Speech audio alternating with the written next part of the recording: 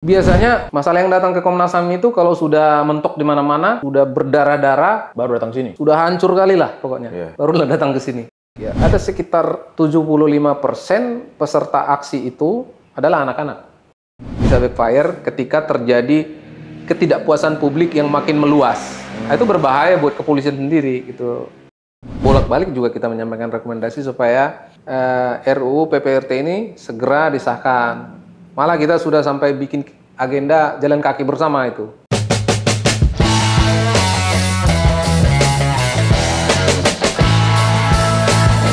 Guys-guysku, Assalamualaikum warahmatullahi wabarakatuh. Kembali lagi di Torpedo Podcast. Kali ini kita akan menganalisis apa yang terjadi belakangan ini, yaitu demonstrasi 25 Agustus di depan gedung DPR RI, Bang. Ya. Ini melebar kemana-mana ini, Bang. Ada yang dipukul, dijambak, disepak, berserak lah itu di medsos kita lihat. Dan narasumbernya udah pas nih, Bang. Siapa tuh? Komisioner Komnas HAM 2022-2027, Bang Saurlin Siagian. Makasih, Bang, kita sudah diterima, Bang. Siap, Bung. Ini tempat rakyat mengadu nih, salah satu tempat rakyat mengadu nih, Bang, Komnas HAM ini, Bang. Walaupun kayaknya dari postur anggarannya nggak pas lagi buat mengadu. Itu akan menjadi pertanyaan juga, Bang. Bang, aku secara umum dulu ya. Kalau laporan Amnesty Internasional itu menyebutkan bahwa Indonesia itu praktek dalam bernegaranya itu mengarah pada otoriterisme. Nah, di sisi lain, Komnas HAM ini kan banyak banget dipangkas anggarannya.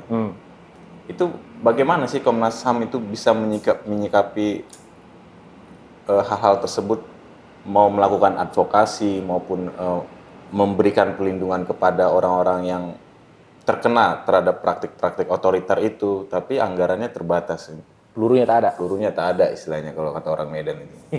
Iya. Pertama terima kasih ya mengundang saya untuk podcast ini. Pertama saya melihat bahwa Komnas HAM ini masih sangat dipercaya publik. Ya. Baru saja kita saksikan banyak sekali pengaduan. Setiap hari seperti itu. Pengaduan dari seluruh penjuru Nusantara ya. Saya baru saja menerima 3 pengaduan hari ini, dan padahal saya bukan komisioner pengaduan. Jadi bayangkan komisioner lain juga harus covering, ya, karena komisioner pengaduan sudah menerima banyak sekali pengaduan. Ada ribuan pengaduan.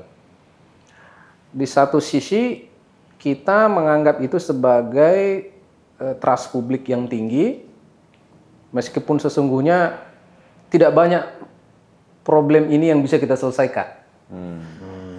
Biasanya masalah yang datang ke Komnas HAM itu kalau sudah mentok di mana-mana, sudah berdarah-darah, baru datang sini. Sudah hancur kali lah pokoknya, barulah datang ke sini. Dan sangat berat untuk diselesaikan. Sudah mentok kemana-mana. Gitu. Dan kemudian datang ke sini dengan harapan Komnas HAM bisa menyelesaikan.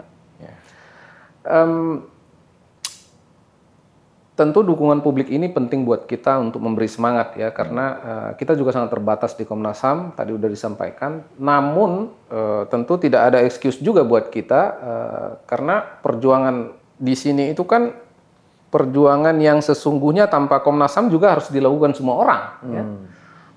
Perjuangan membela hak asasi manusia itu adalah perjuangan sejak kita kecil ya, sampai sekarang. Kita kalau orang lain mengambil hak orang lain, kita pasti akan marah gitu ya. Dan kemudian terus kita bekerja di sektor itu untuk memastikan hak setiap orang bisa terlindungi dan terhormati. Dan kalau negara membantu kita melakukannya, ya luar biasa ya. Jadi kita melaksanakan sesuatu yang menurut saya perintah semua institusi resmi di dunia ini, termasuk agama gitu. Jadi tanpa negara kita seharusnya melakukan pekerjaan ini. Dan nah sejauh ini negara udah membantu. Dan kemudian yang kedua, artinya itu dulu ya, poinnya bahwa perjuangan hak asasi manusia itu perjuangan semua orang, perjuangan media, seperti kalian, perjuangan lembaga-lembaga negara yang lain, termasuk Komnas HAM di dalamnya. Jadi kita pasti menjalankan atau melaksanakan perjuangan pemenuhan penghormatan hak asasi manusia sebagai bagian dari demokrasi juga. Ya. Dan yang kedua, tadi saya sebutkan dukungan publik tinggi, tapi di sisi lain negara tidak memberikan dukungan yang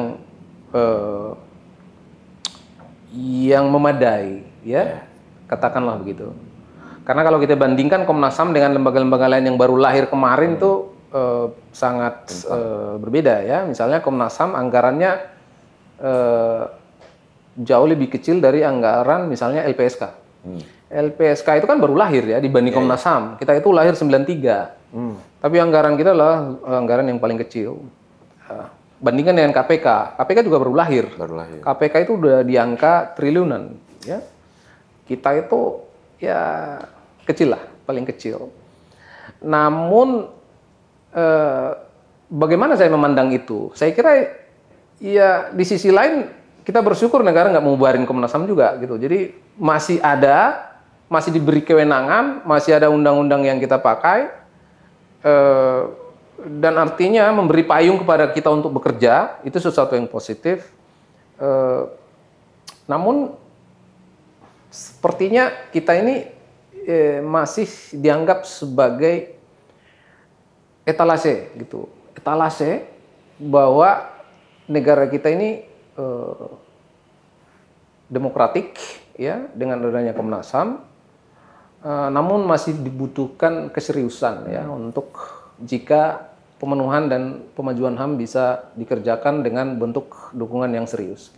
Menurut Abang, kenapa dari lembaga yang baru lahir anggarannya di atas Komnas HAM? Ini apa jangan-jangan karena Komnas HAM ini nggak bisa dipegang?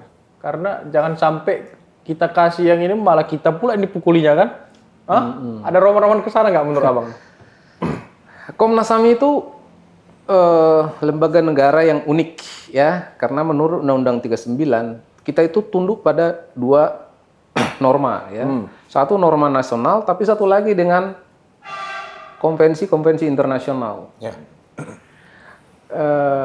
Dalam hal yang kedua, Komnas HAM juga anggota dari GANRI, dan kita mendapatkan posisi grade A tertinggi dalam percaturan hak asasi di dunia, ya. Artinya kita ini memiliki posisi yang sangat penting dan strategis, dan karena apa? Karena kita masih dianggap lembaga hak asasi manusia yang independen. Dan tidak banyak seperti ini misalnya di Asia Tenggara ada beberapa negara tidak mendapatkan yang memiliki komisi hak asasi, tidak memiliki grade A. Karena tidak independen, jadi tidak memiliki kursi juga dalam percakapan hak asasi di Jeneva untuk contoh, ya. Kalau Komnas HAM punya kursi di sana. Punya kursi. Iya, kita punya kesempatan untuk menyampaikan pikiran yang bisa berbeda dengan pemerintah. Ya. Ketika menyampaikan laporan-laporan terkait hak asasi manusia. Nah, itu memang mempersyaratkan kita harus independen, ya, yang ada dalam namanya itu prinsip Paris, ya. Prinsip Paris itu mensyaratkan independensi, kita masih memilikinya, dibentuk dengan undang-undang dan seterusnya, ya. Independensi sangat penting sekali, dan itu masih kita miliki, dan negara sebenarnya memberi ruang itu kepada kita untuk tetap independen sampai sekarang. Sepanjang pengetahuan saya, kita masih memiliki independensi. Tapi kan independen ibarat kendaraan gak dikasih bensin sama aja, Bang. Bang, aku ingat, Bang, pernah dulu di Komisi 3 DPR, sekarang kan mitranya Komisi 13. Iya, ya. Waktu itu dipimpin Desmond atau siapa gitu ya. Waktu itu masih Ahmad Taufan Damanik ketuanya. Ini Komnas HAM ini kita panggil untuk pengawasan, nggak datang. Tiba-tiba mau minta anggaran, datang dia katanya. Gimana Bang lihat dinamika penganggaran ini, Bang? Sejauh ini saya kurang tahu itu, tapi sejauh ini DPR masih suportif ke kita, komunikasi kita masih berjalan, ya. Dan saya kira ini harus terus dilanjutkan ya supaya memang dalam Undang-Undang 39 itu disebutkan kami harus melaporkan pekerjaan kita kepada DPR ya. Jadi kita sejauh ini masih berjalan komunikasi kita dengan DPR. Siap Bang, sekarang yang aktual Bang. Kemarin itu kalau tidak salah ada 351 orang yang ditangkap oleh Polda Metro terkait demonstrasi 25 Agustus di sekitaran Senayan. Dan ada yang di bawah 19 tahun yang ditangkap. Berawal dari medsos, ada seruan mengajak lah gitu. Tapi sebelum masuk ke situ Bang, ke intinya itu, bisa nggak secara lugas singkat Abang menjelaskan gimana sih iklim kebebasan berekspresi hari ini Bang? Ya, aksi 25 Agustus itu menyebabkan ada sekitar 300 orang dibawa oleh Polda Metro ke kantor ya, dan kemudian diperiksa satu persatu, dan kita punya privilege untuk melihat situasi itu. Kita berkomunikasi dengan Polda Metro Jaya, saya berangkat ke sana, kemudian berkomunikasi dengan para penyidik, dengan pimpinan Polda Metro juga. Dan mungkin informasi yang menarik adalah ini menarik ya, saya nggak tahu Polda menyampaikan ini nggak ke publik ya. Ada sekitar 75% peserta aksi itu adalah anak-anak. Oh. Secara keseluruhan apa yang ditangkap ini Bang? Katakanlah begitu. Dari 2.000 orang peserta aksi, ini lagi-lagi informasi dari Polda ya. Mereka menginformasikan kepada kita pesertanya lebih dari 1.500 itu anak-anak. Artinya anak-anak dalam terminologi di bawah 18 tahun, which is anak STM dan SMA, bahkan ada yang SMP, ya. Ada yang pengangguran nggak Bang? Banyak juga, banyak. Ya. Nah, ini hal yang menarik ya, bagaimana anak-anak kemudian terlibat dalam aksi demonstrasi. Masa itu. Ya. Dan tentu treatmentnya ini juga berbeda. Ketika ini ditanya ternyata anak-anak, maka yang berlaku hukum yang terkait dengan anak-anak ya, bukan yang dewasa. Mereka tidak cakap untuk mewakili dirinya sendiri kalau hadapan hukum lah. Diselidiki oleh kepolisian. Mereka harus disampaikan bahwa mereka masih anak-anak dan membutuhkan pihak yang bisa bertanggung jawab terhadap mereka, si seorang tua. Dan itu sudah dilakukan, dan akhirnya setelah 24 jam semuanya alhamdulillah dibebaskan ya oleh Polda Metro Jaya. Dan menurut saya yang menarik itu ya, kenapa anak-anak sekarang menjadi fenomena dalam aksi-aksi yang tanda kutip cukup agresif ya, agresif dalam artian menyerang dan menyampaikan pikiran dan seterusnya. Emang mereka menyerang? Ada yang menyerang? Kelihatannya dalam kalau kita lihat cukup agresif ya. Bang Sorlan ikut dalam pemeriksaan itu? Iya, saya lihat. Dan mereka mengakui menyerang gitu? Oh enggak, tapi kalau kita lihat dari potongan-potongan video berbeda dengan mahasiswa gitu. Jadi mahasiswa yang diperiksa misalnya berbeda dengan ini anak-anak ini yang lebih agresif ya. Mungkin bahasa saya agresif daripada menyerang. Nah, saya melihatnya begini, ini fenomena yang 15 tahun terakhir sudah saya lihat sangat populer di Jakarta ya. Dari 15 tahun terakhir pelibatan anak-anak SMA, STM dalam aksi yang skala besar ya. Tapi kita lihat dampaknya juga bisa luas ya, dan berdampak positif. Padahal mereka mungkin bukan pihak yang memiliki kesempatan belajar tentang hukum, tentang politik dengan baik ya. Sebenarnya mereka mendapat tanggung jawab itu bukan pada mereka Bang ya. Iya. Dan kita berharap sebenarnya mahasiswa begitu Bang ya. Iya, seharusnya mahasiswa iya benar. Tapi malah komposisinya lebih sedikit Bang ya. Dari total masa aksi itu. Satu-satunya surat yang datang ke Polda Metro Jaya adalah dari mahasiswa yang jumlahnya 200 orang. Jadi memang jumlah peserta aksi itu direncanakan 200 orang. Hanya itu surat, kan biasanya memang orang menyurati ketika aksi. Tapi yang datang 200 ini kemudian sudah pulang.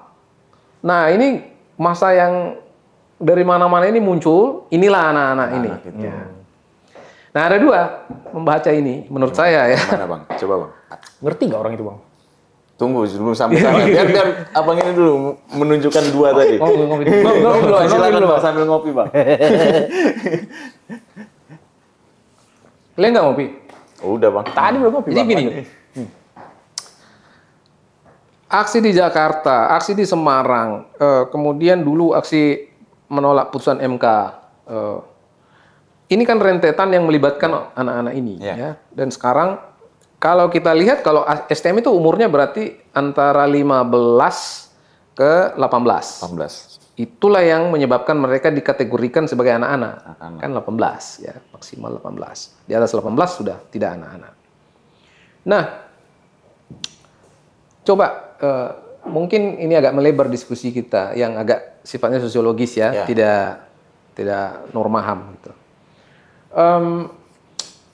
Anak STM pada umumnya adalah kelas menengah bawah, ya. Orang tuanya, bukan mereka, gitu. Orang tuanya. Rata-rata kalau kelas yang berbeda dalam masyarakat kita pada umumnya mengirim ke SMA. Ya. Apa kaitannya? Anak STM itu pada umumnya menurut pendapat umum kondisi ekonominya sangat sulit dan orang tuanya berarti sangat sulit juga.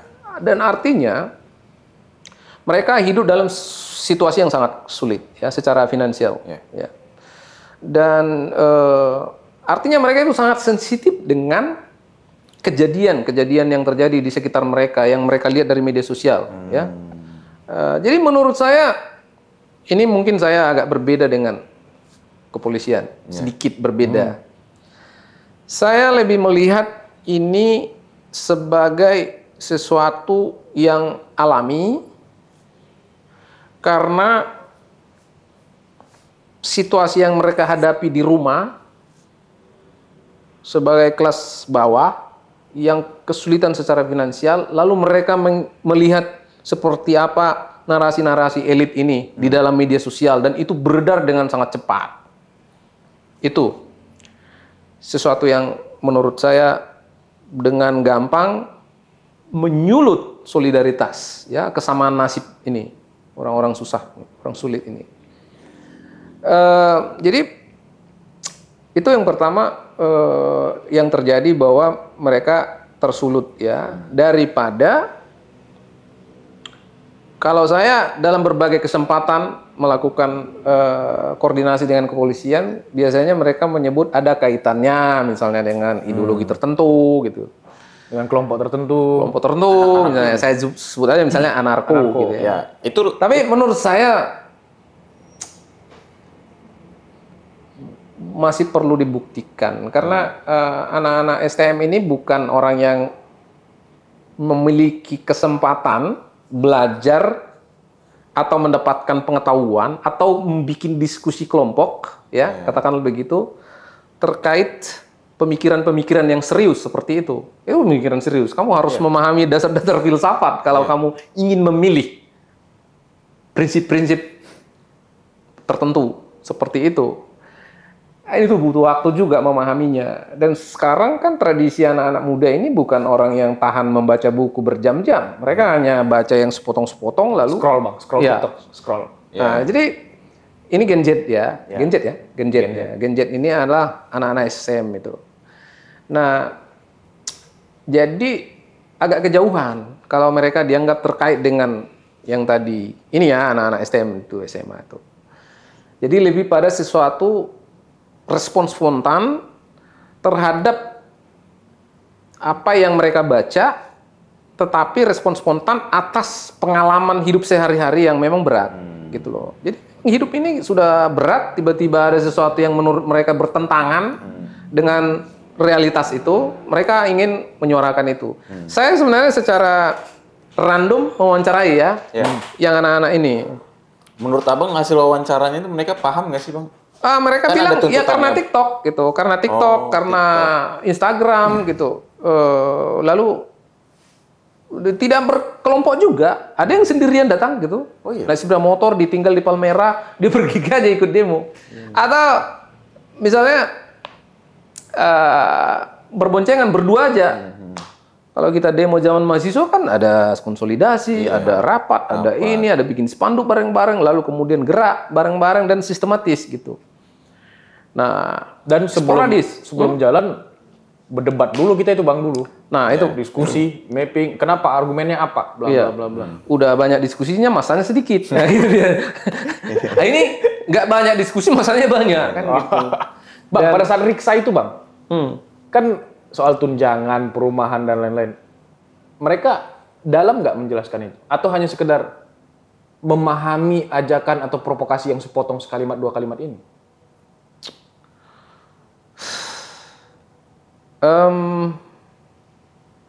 Begini ya, ini dua kacamata lagi ya. Spontanitas karena perasaan publik yang memang tersakiti. Ya. Lalu itu satu sisi, di sisi lain bisa saja memang ada yang menikmatinya gitu, ada yang kemudian mengorkestrasi sedemikian rupa, bisa jadi ya. Jadi kalau disebut ada yang organisir, terkadang kita tidak bisa menyalahkan yang organisir karena dia hanya mengorganisir perasaan orang yang sama, kemudian mengartikulasinya ke ruang publik gitu.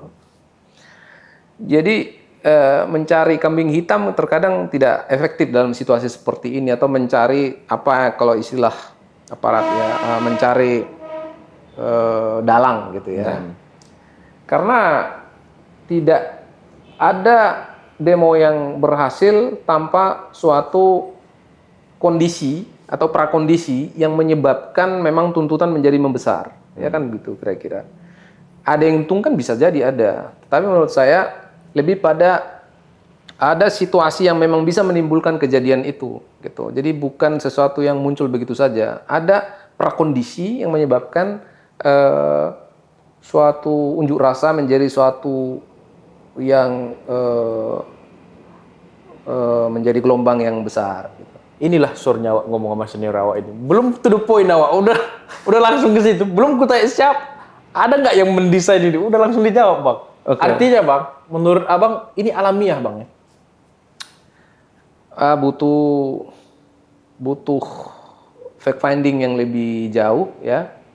Ya makanya saya menyampaikan pandangan yang sifatnya lebih sosiologis daripada penjelasan penyelidik ya. Ya penyelidik kan akan berbeda cara memandangnya ya. Penyelidik dan termasuk pemantauan Komnas HAM ya. Kalau pemantauan Komnas HAM juga cara kerjanya ya begitu, tidak tidak akan melihat hal-hal yang saya sebutkan tadi. Kita fokus pada apa yang dilakukan ya orang sehingga dia berhadapan dengan hukum ya. Cukupkah tindakan-tindakannya itu sehingga dia kemudian menjadi tersangkut dengan pasal-pasal dalam misalnya KUHP gitu ya. Jadi cara pemantau kita dari Komnas HAM adalah melihat itu. Jika tidak maka kita meminta memang dibebaskan, kan kira-kira begitu gitu. Atau apakah dia cukup memiliki niat ketika terjadi suatu momentum ledakan ya. Apakah ada niat gitu, kita mungkin melacak ke sana. Meskipun memang ada tindakan, tapi kita harus melacak niatnya gitu. Kalau niatnya tidak mencukupi, maka pada umumnya kita merekomendasikan supaya tidak terjadi pemidanaan. Bang, kan abang melakukan pemeriksaan random itu di ratusan itu, kemudian dari pihak kepolisian menyebutkan itu ada 70% anak-anak. Pertanyaan saya adalah, apakah memang benar mereka diangkut itu gara-gara melakukan tindak kejahatan? Karena kalau kita lihat udah lama sebenarnya label ini disampaikan oleh polisi bahwa setiap itu anarko lah. mereka menyebut. Apakah itu hanya label belaka atau memang benar mereka melakukan seperti itu, Bang? Nah, yang ini saya jawab dengan cara kerja Komnas HAM, ya. Kita tidak akan masuk pada percakapan dan tidak berguna buat kita. Ya, iya. Apakah orang anarko, apakah dia Pancasila, apakah dia kapitalis, itu buat kita adalah pikiran. Ya. Kita tidak akan pernah mengadili pikiran, dan tidak ada gunanya kita mengadili, dan itu bisa melanggar hak asasi. Jadi kita fokus pada tindakannya, ya. Fakta-fakta yang teman-teman torpedo ini juga perlu tahu, anarko itu kan dekat dengan anarkis kan, dan itu label yang diberikan pihak kepolisian, dan masyarakat torpedo juga harus tahu, Bang, itu sebenarnya label yang bukan seperti itu kepada mereka, bahwa mereka bergerak dengan keresahannya begitu. Iya, lebih tidak, ya, pemikiran itu bisa aja tumbuh, tapi orang belum tentu membacanya gitu. Sama dengan pemikiran kapitalistik, belum tentu dia memahami prinsip-prinsip kapitalisme misalnya gitu. Atau sosialis, belum tentu dia memahami prinsip-prinsip itu dalam bacaan, tapi kan situasi dan kondisi bisa menyebabkan orang cenderung, karena itu kan pembacaan saintifik, ya, cenderung berpikir A, B atau C gitu, ya. Jadi kecenderungan berpikir tidak bisa kita hakimi, ya. Jadi orang nggak bisa dihakimi karena dia kapitalis, atau orang nggak bisa dihakimi karena dia anarko, ya, atau pemikirannya anarko. Yang bisa dihakimi apa? Yang ada dalam KUHP aja gitu. Apakah dia merusak sesuatu? Apakah dia cukup kuat untuk mengatakan bahwa dia melakukan tindak pidana, ya? Temuan Komnas HAM ada nggak, Bang? Yang diangkut itu melakukan tindak pidana lah. Kalaupun ya, maka kita harus kembali melihat niatnya gitu. Potensi risiko tindak pidana bisa terjadi dalam situasi masif, demonstrasi, itu bisa abu-abu, ya, bisa abu-abu, sehingga memang dalam suatu demonstrasi kita selalu memfokuskan diri bagaimana perlindungan terhadap kebebasan berekspresi sudah maksimal dilakukan oleh aparat penegak hukum, gitu. Jadi bukan fokus pada apakah ada orang melakukan tindak pidana atau tidak di situ. Gitu. Bang, dari ribuan itu gimana dinamika? Kan Abang ikut riksa sama penyidik. Pasti ada pengawasnya dong, atasannya di situ. Gimana dinamika kalau dalam hukum itu ada dissenting opinion lah misalnya. Penyidik keterangannya begini, ternyata setelah Abang riksa dengan yang diangkut ini beda. Ada cerita apa sih, Bang? Pada akhirnya mereka beberapa dibebaskan.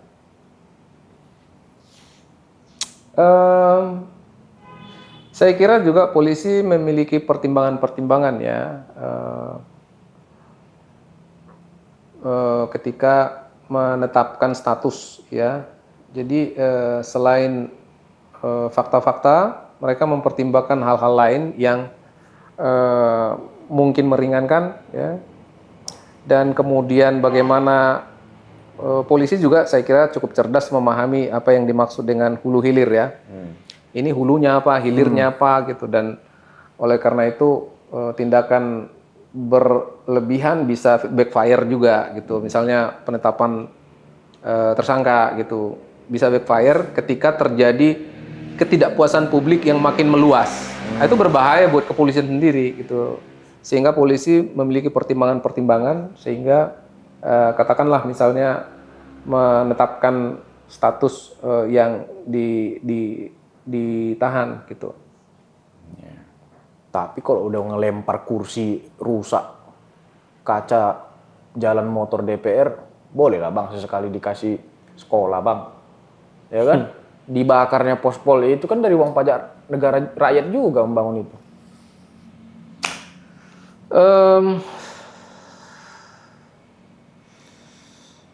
Jangan Texas sekali Republik ini, Bang. Semuanya dibakar-bakar orang tuh nanti kan. Gimana Abang melihat itu, Bang? Ya harus ada penegakan hukum bagi yang proporsional ya Bang ya.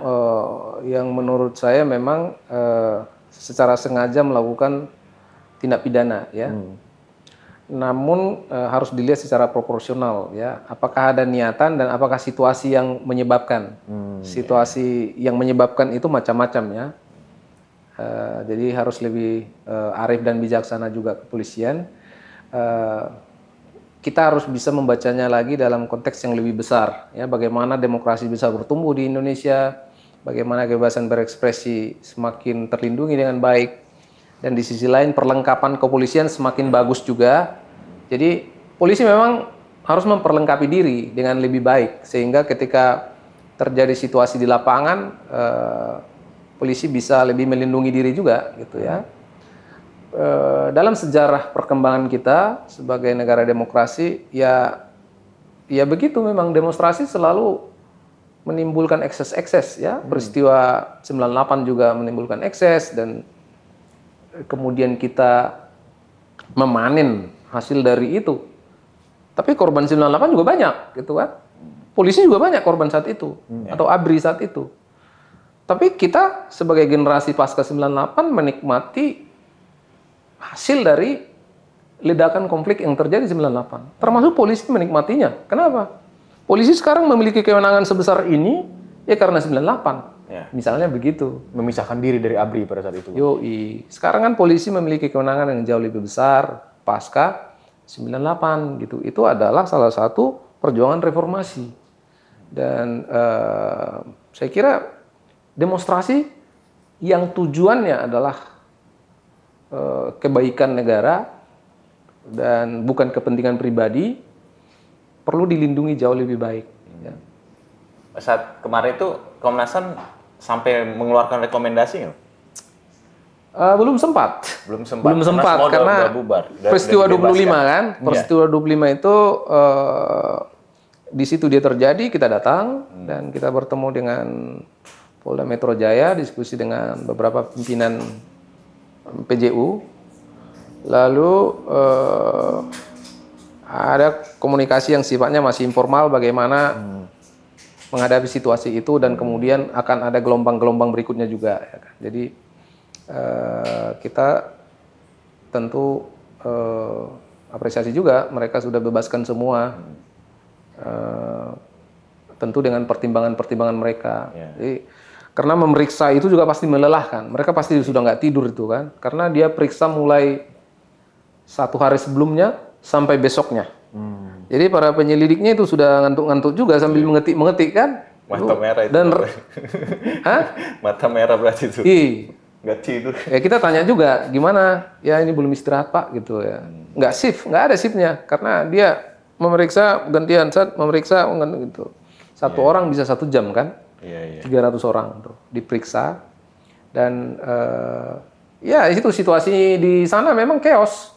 Chaos dalam artian ruangannya kecil, orang tidak cukup tempat duduk juga, jadi di lantai saja itu rame-rame itu orang yang diperiksa gitu. Dan mereka juga tidak cukup ruangan gitu untuk memeriksa mereka. Yang gitu-gitu mungkin perlu ke depan perbaikan juga ya. Infrastruktur kepolisian harus lebih disiapkan untuk memeriksa yang skalanya besar, ya, supaya perlakuan terhadap mereka juga lebih baik ya. Misalnya bisa duduk di tempat yang lebih proper bagus, bisa minum, bisa makan, gitu, bisa ibadah, gitu, ditempatkan di tempat yang lebih baik. Tapi ya sekali lagi ini kan situasinya memang gedungnya terbatas, ruangannya terbatas, sehingga mereka menggunakan ruangan-ruangan yang kecil untuk meriksa puluhan orang gitu. Jadi ya ini mungkin masalahnya bukan di kepolisian, tapi perencanaan gedung yang jauh lebih proper untuk pemeriksaan orang gitu. Terakhir Bang, soal isu ini. Aku minta subjektifnya Bang, 1 sampai 10 Bang. Dalam perspektif, dalam kacamata HAM, penanganan polisi terhadap aksi demo kemarin itu berapa? 1 sampai 10. 6. 6? Ya. Dikit lagi remedial itu. Lanjut, next issues. Selesai polisi ya Bang ya? Demonstrasi 25 Agustus. Iya. Bang, lagi rame lagi nih oke. Bang. Kebetulan Komnas HAM kan juga terlibat di dalam penyusunan RUU PPRT. Sekarang jalan lagi Bang di balik DPR.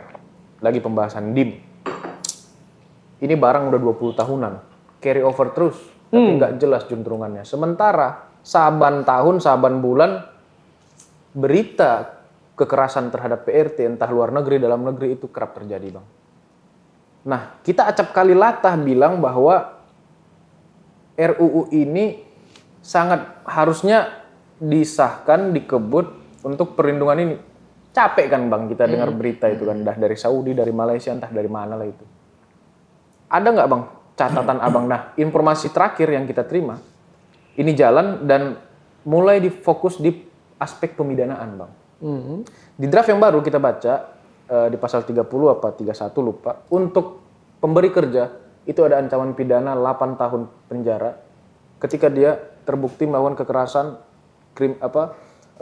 fisik non fisik kepada PRT. Lalu kepada penyalur itu ada ancaman 6 tahun ketika dia memberi informasi bohong atau palsu terkait proses distribusi PRT ini, dan denda sekitar ratusan juta. Menurut Abang ada skema ideal nggak Bang untuk biar tidak ada lagi kasus-kasus di kemudian hari Bang?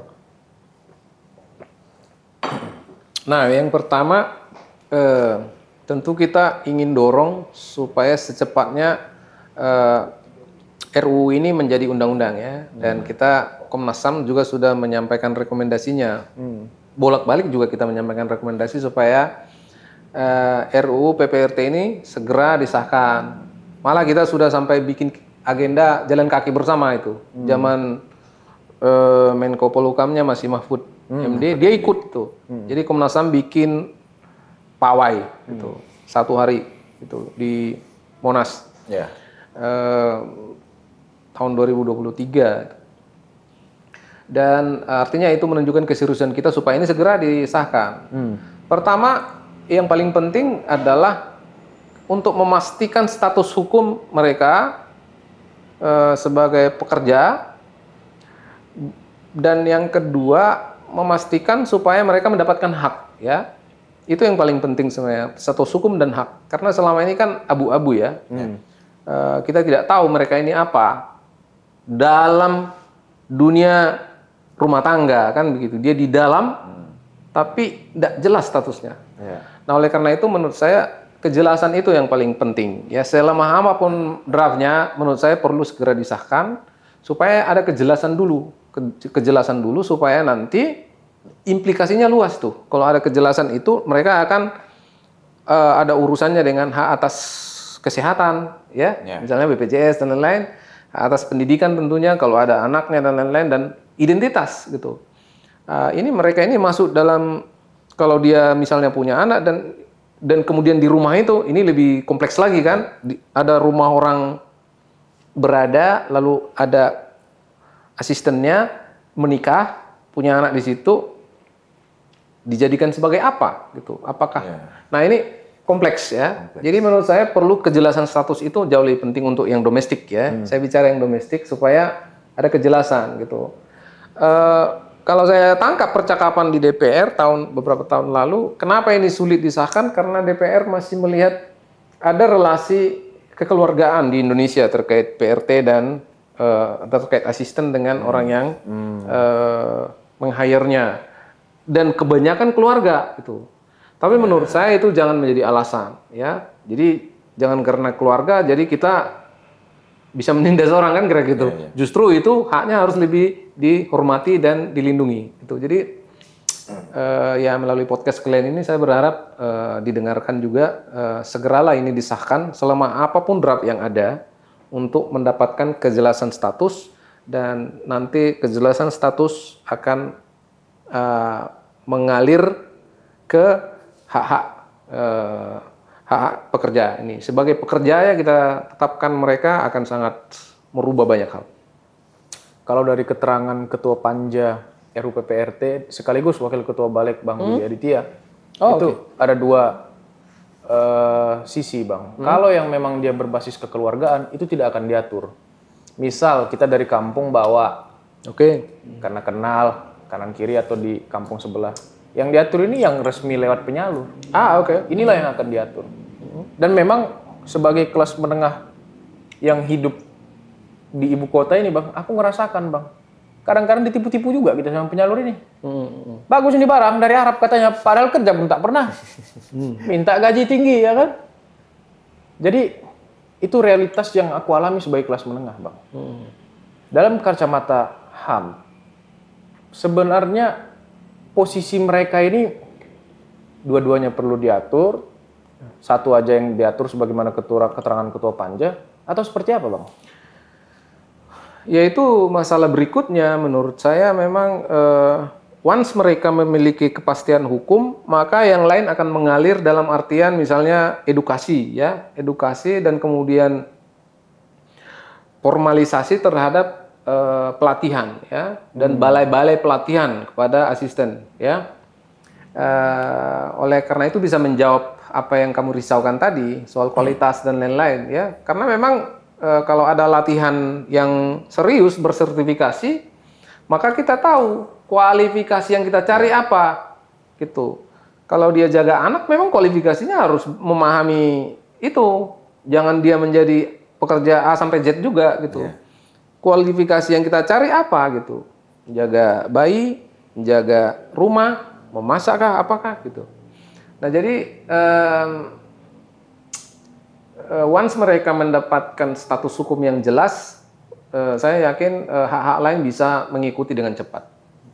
Ada perbincangan juga, Bang, kita di Senayan. Mungkin Abang juga mengikuti percakapan antar anggota DPR dan antar fraksi ini. Oke.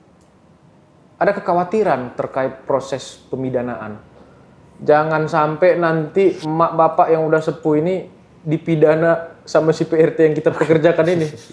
Skema idealnya menurut Abang yang, ya kalau kita bicara keadilan ada banyak versi lah. Tapi yang idealnya itu menurut Abang seperti apa sih, Bang? Saya kira yang paling penting sekarang hak-hak dasarnya dulu ya. Hak-hak dasarnya, saya kira ini kejauhan tuh. Hak-hak dasarnya diakui ya. Hak-hak dasar itu misalnya bagaimana memastikan upah yang layak ya. Upah yang layak itu hak dasar. Plus nanti seperti apa jaminan kesehatan dan pendidikan. Saya kira itu hak normatif pekerja itu perlu diintegrasikan kepada asisten rumah gitu. Supaya mereka minimal ya memiliki sesuatu juga gitu. Jadi itu penting buat kita untuk menghargai juga asisten rumah tangga dengan baik. Berarti anggota-anggota itu, Bang, yang aku bilang kekhawatiran pemidanaan itu, keterangan Ketua Panjanya, Bang Willy Aditya, ditorpedo juga itu, Bang. Ya, Bang ya?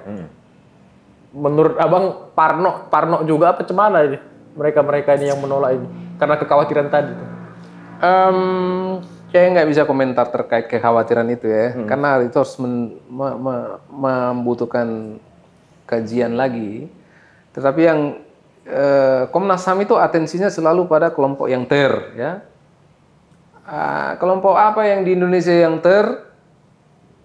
makanya tertindas, terburuk, termarginalisasi, itu menjadi atensi kami. Kami ingin memastikan setidak-tidaknya hak asasi dasar mereka ini terpenuhi.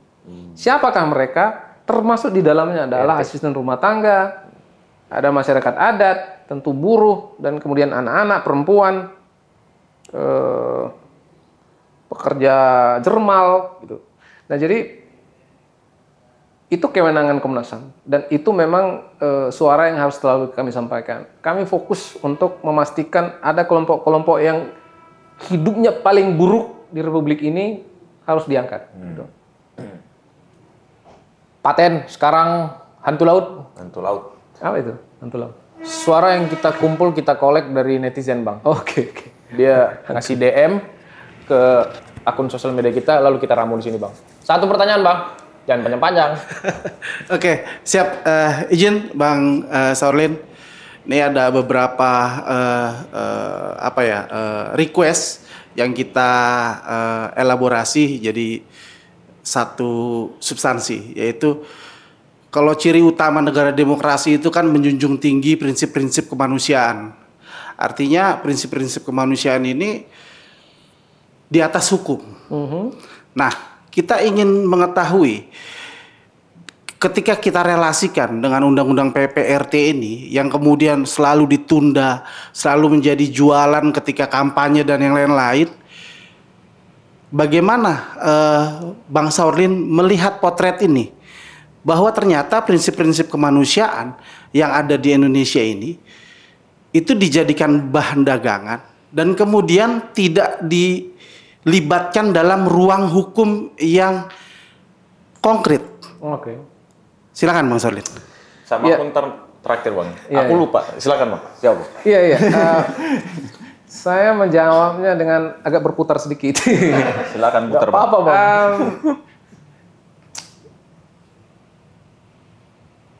Electoral choices ya, pilihan-pilihan elektoral yang dilakukan oleh masyarakat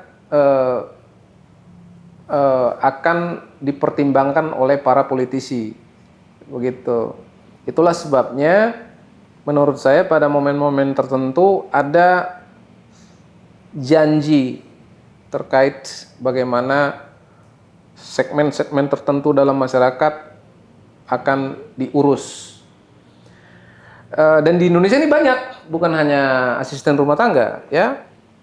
Di Indonesia ini ada sekitar, menurut data sebuah masyarakat sipil, ada sekitar 40 juta masyarakat adat yang hidup di berbagai hutan di seluruh Nusantara ini, 40 juta. Ini juga selalu mendapat angin surga terkait penetapan RUU masyarakat adat. Ya. Wah, ini mau ditetapin nih. Gitu. Oh, tapi udah hampir 15 tahun juga itu barang belum. Sama dengan PPRT gitu. Terakhir MHA RDPU ya Bang ya? Di Iya, balik ya? kita juga udah diundang. Dan siapa lagi ya? Ya mungkin LGBT juga ya. Itu salah satu ceruk suara yang besar dan itu, tapi bisa jadi sebaliknya. Untuk mengambil suara yang lebih besar, kemudian kamu harus menegasikan yang kecil, kira-kira gitu. Kelompok ini. Jadi ada kelompok-kelompok yang kemudian pada saat musim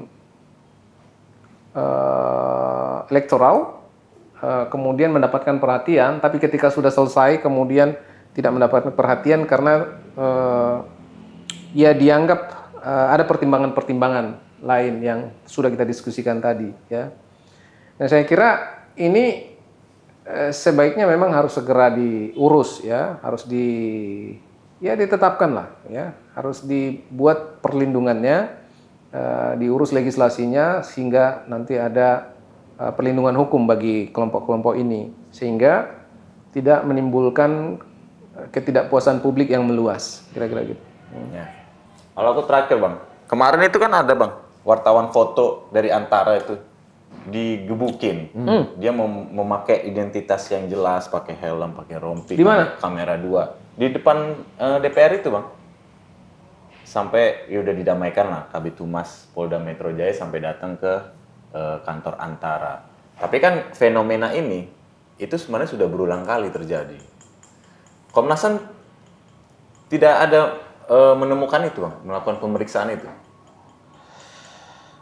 Kenapa wartawan pukulin juga? Secara spesifik kita belum mendapatkan atau belum melakukan pemantauan terhadap kasus-kasus seperti ini. Namun kembali saya sampaikan begini, situasi di lapangan menyebabkan situasi seperti itu bisa terjadi dan tentu yang ingin kita harapkan adalah kapasitas kepolisian harus ditingkatkan terus-menerus, ya, sehingga tidak mudah terpancing. Itu bisa ada yang pihak yang mencoba memancing kepolisian. Saya kira harus terus meningkatkan kapasitasnya, ya, kapabilitasnya dan kemampuan menahan dirinya gitu harus semakin lebih baik, ya. Jadi tidak terjadi peristiwa seperti itu. Itu secara logika ya saya jawab karena saya tidak bisa melihat faktanya, tapi logikanya sebaiknya memang harus ada peningkatan kapasitas, peningkatan equipments juga, perlengkapan dan peralatan sehingga polisi semakin terlindungi juga ketika melakukan pekerjaannya, sehingga mereka tidak terpancing dengan mudah. Ya. Seperti yang saya sampaikan tadi, situasi di lapangan kan bisa polisinya sudah sangat lama di sana, belum makan siang, sudah sore, panas-panas kan, Belum lagi ribut sama bininya bang ya? Hah? Kacau lah itu kan. Jadi ada situasi lapangan yang menyebabkan kadang terjadi seperti itu, bukan berarti kita kasih excuse. Ya. Makanya apa yang harus dilakukan, meningkatkan kapasitas, kemampuan, kondisi psikologisnya diperbaiki. Gitu. Tentu harus ada terus pendidikan dan pembelajaran, pemenuhan dan perlindungan hak asasi kepada kepolisian. Paten. Guys-guysku, berbincang sama Bang Saurlin, tadi yang demo 25 Agustus ada realitas sosial yang memang turut dirasakan dari anak-anak STM di bawah 19 tahun yang ikut kemarin. Dan ini hasil riksa abang ya bang, di Polda ya waktu itu ya? Iya, Pemantauan ya bang? pandangan personal. Pandangan personal. Gitu. Nah yang kedua terkait PPRT, ada 10 jutaan PPRT dan itu margin of error-nya masih kita perdebatkan karena masuk ke kampung-kampung bisa jadi lebih tinggi bang angkanya. Yang ini juga layak, tadi Bang Saurlin bilang harus cepat diurus, harus segera disahkan bang. Kita sama-sama kawal, apapun itu kita manusiakanlah manusia sebagaimana mestinya. Kita ketemu di torpedo berikutnya. Assalamualaikum warahmatullahi wabarakatuh. Mantap.